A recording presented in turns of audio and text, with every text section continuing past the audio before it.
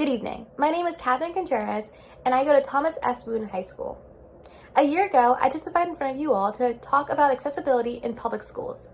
I emphasized the need to follow the Americans with Disabilities Act to ensure that the public schools in Montgomery County were accessible to all.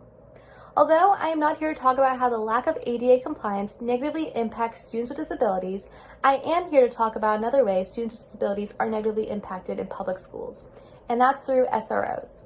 In order for SROs to appropriately address the needs of students with disabilities, they must understand the rights afforded to students under the IDEA, Section 504, and the ADA, and understand their potential obligations as school staff members to provide the necessary modifications and accommodations outlined in these records.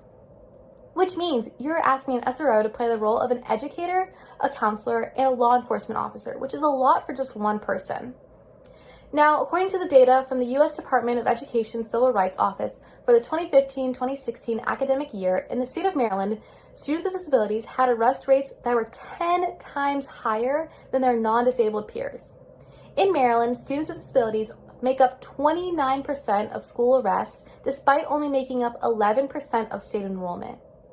Students with disabilities are disproportionately arrested by SROs. A lot of the time, SROs are a student's first impression of law enforcement. In schools, police presence criminalizes students for minor behavior, leaving a negative, long-lasting impression of law enforcement on students. At the end of the day, schools are supposed to be a safe place for all students, but the presence of SROs in schools changes that.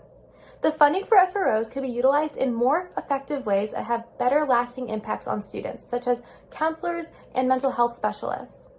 Looking at all these factors, the removal of SROs would be most beneficial to students' immediate needs and long-term future in Montgomery County. Thank you for your time.